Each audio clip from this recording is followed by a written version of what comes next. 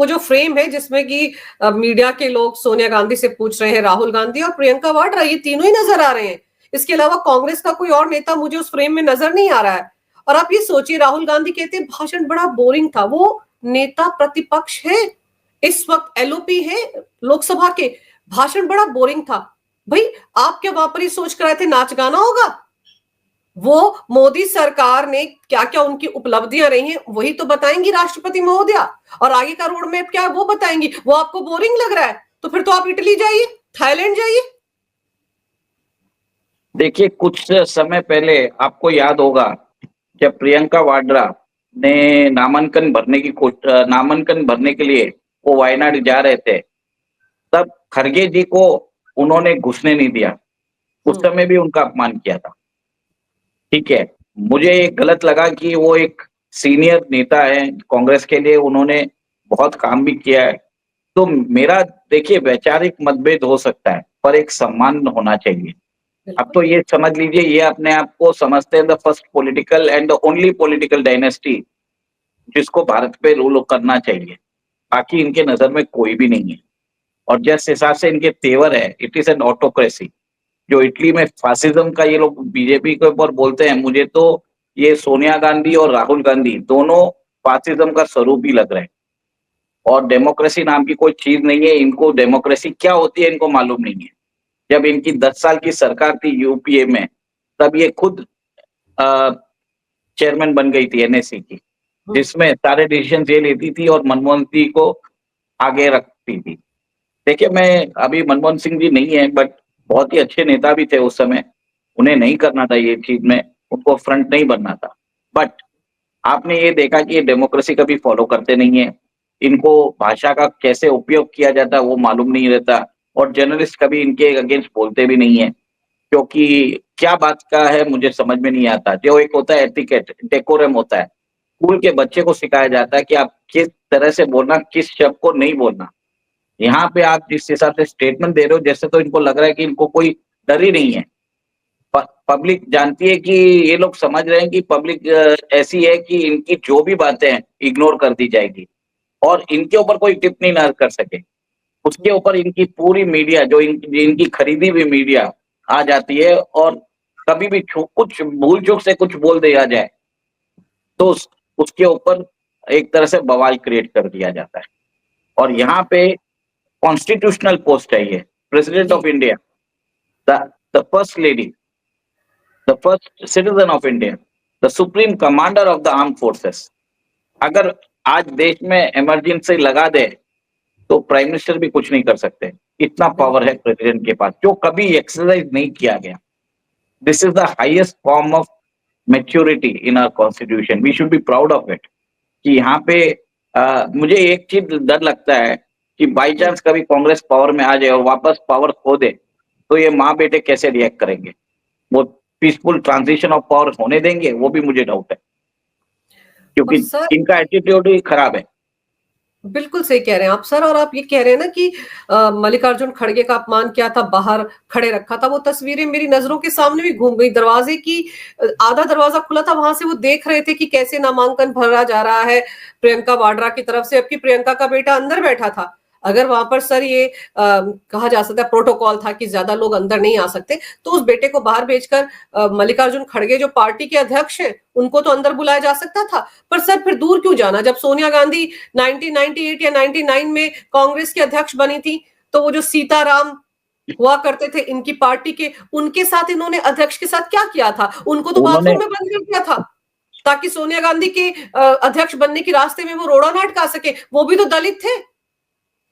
वो सोचिए, जो पीवी नरसिम्हा राव को एक डिसेंट बरियल भी नहीं दे सके थे। बताइए।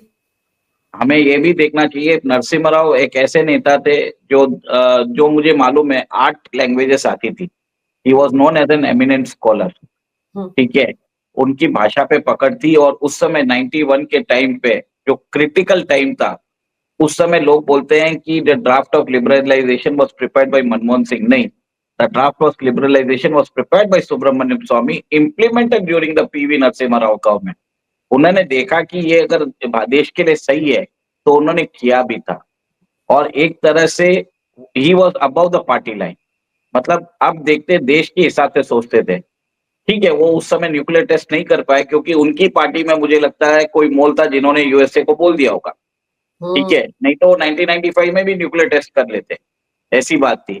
तो कांग्रेस का मुझे आप देखिए कि नेशनलिज्म का जो स्वरूप है, वो खत्म हो चुका है आफ्टर द नरसिम्हा राव। उसके बाद जो भी लीडरशिप, जैसे ये लीडरशिप 98 या 99 में आई है 25 साल में, Congress has become an anti national party. 2008 में आप देख लीजिए इनका करार हुआ है सीसीपी से। वो करार क्या हुआ है, और सीसीपी ने $3 लाख राजीव गांधी के फाउंडेशन में क्यों भेजे हैं, उसका जवाब दीजिए। आपको उसको जवाब देना नहीं है। और उस समय पॉलिसीज ऐसे टेलर मेड की गई कि देश की आंतरिक सुरक्षा खराब हो गई थी, कितने बॉम्ब ब्लास्ट होते थे। सैफरन टेररिज्म का नाम इन्होंने कोट करने की कोशिश की, मुंबई अटैक हुआ था, सब लोग जानते हैं क्या हुआ कांग्रेस के टाइम में। करप्शन तो भूल जाइए, जो मेरा आंकड़ा है, लोग बोलते हैं 8-10 लाख करोड़, कम से कम 1 लाख, कम से कम मुझे लगता है कि जो थोरियम स्कैम है वही 60 लाख करोड़ का है। बताइए। तो ये सब इतना मतलब स्कैम तो इन्होंने करके रखा है। और आज जो 2024 का इलेक्शन है, उसमें क्लियर कट फंडिंग इनको मिली थी जॉर्ज सोरोस से, मालूम ही पड़ रहा था। और जिस हिसाब से नैरेटिव और चला गया था, वन ऑफ द मोस्ट, बोलते हैं ना, सोच नहीं सकते उतना रिसोर्सेस लगा था। वेस्टर्न मीडिया लगा हुआ था, चाइनीज मीडिया लगा हुआ था, इस्लामिक मीडिया लगा हुआ था, सब इनको सपोर्ट कर रहे थे। फिर भी इनको ये लग गया कि सत्ता इनके हाथ में नहीं है, इन्होंने इतना मेहनत कर लिया, ये चूक है। तो अब इनको भड़ास निकाला जा रहा है क्योंकि ये सत्ता से दूर होते जा रहे हैं। जी। और इनको ये माँ बेटे को दोनों को मालूम है कि अगर इस 2-3 साल में कुछ कर नहीं पाए तो इनका पॉलिटिकल कैरियर डी एंड हो जाएगा। फिर बाद में जीजा जी आ जाएंगे और बेटी रहेगी। तो बिल्कुल, इनको डर, जो फ्रेम था ना आज गांधी फैमिली का जो फ्रेम था उसमें जीजाजी की कमी लग रही थी, लेकिन फिर जीजाजी को चिंता ही होगी अगर मैं 2-4 साल में नहीं आया तो फिर तो मेरा बेटा खड़ा हो गया, वो आ जाएगा, उसके नाम के साथ भी गांधी लगा दिया गया है ताकि लोगों को पता रहे कि ये गांधी क्लैन से है। पर आपको लगता है कि आज जिस तरह कई स्टेटमेंट प्रधानमंत्री मोदी ने दी कि पिछले 10 साल में ये पहला ऐसा सेशन है जहां पर एक दिन पहले या 2 दिन पहले विदेश से कोई चिंगारी नहीं आई, वरना हर सेशन से पहले 2-3 दिन पहले रायता फैलाना शुरू कर देते थे इंडी गठबंधन वाले, कोई ना कोई टिप इनको बाहर से मिल जाती थी। लेकिन वो हिंडनबर्ग की फैक्ट्री बंद हो गई है, सोरोस अंकल भी कहीं रोते धोते किनारे में पड़े हुए, साइडलाइन लगा दिया ट्रंप ने उनको। तो शायद वो जो पीएम मोदी ने आज पिन पॉइंट किया था, इनकी दुखती रग पर हाथ रख दिया, शायद उसी के मारी तिल मिला रहे थे और इसीलिए सोनिया गांधी ने ये स्टेटमेंट दिया, मुझे ऐसा लगता है। देखिए आपकी बात सही है क्योंकि हिंडनबर्ग जो था वो एक तरह से लोग उसको इन्वेस्टमेंट फर्म बोलते हैं, मेरे को तो प्रोपेगेंडा फर्म लगता है, शॉर्ट सेलिंग करते हैं इसको। मैं बोलता हूँ सुपारी जो लेते हैं, वैसे फाइनेंशियल मार्केट के टेररिस्ट थे बोलो, शॉर्ट सेलिंग करके कंपनीज के बाद जो रिपोर्ट निकालते थे, इनको इतना तवज्जो क्यों देते थे हमको समझ में नहीं आता। आज देखिए भाग के कौन जानता है। इससे पहले आपने देखा कैम्ब्रिज एनालिटिका थी, ठीक है, का भी सर्विसेज कांग्रेस ने लिया है। ऐसा नहीं है कि कांग्रेस ने कभी सर्विसेज नहीं दिया है, उन्होंने जिस हिसाब से पैसे खर्चे किए, जिस हिसाब से डिस्ट्रप्शन किया है, तो इन्होंने देश का बंटाधार बैठाने की पूरी कोशिश की। अगर मोदी जी ने जितनी कोशिश की है देश के लिए उठाने के लिए, कांग्रेस ने डबल उससे मेहनत की है देश को डुबोने के लिए in the last 10 to 11 years.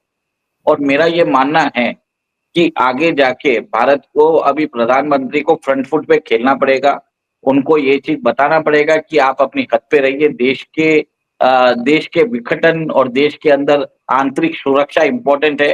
जिस हिसाब से इन्होंने मणिपुर का इश्यू बार बार रेस कर रहे हैं, जो कोई इश्यू है ही नहीं वहां पे, एक ही चीज है, ड्रग कार्टेल जो चल रहे थे वो जब्त हो चुके हैं, अब उनको फंडिंग मिल नहीं रही है। वहां पे अमित शाह जी क्या कर रहे हैं, पूरा फेंसिंग करा रहे हैं।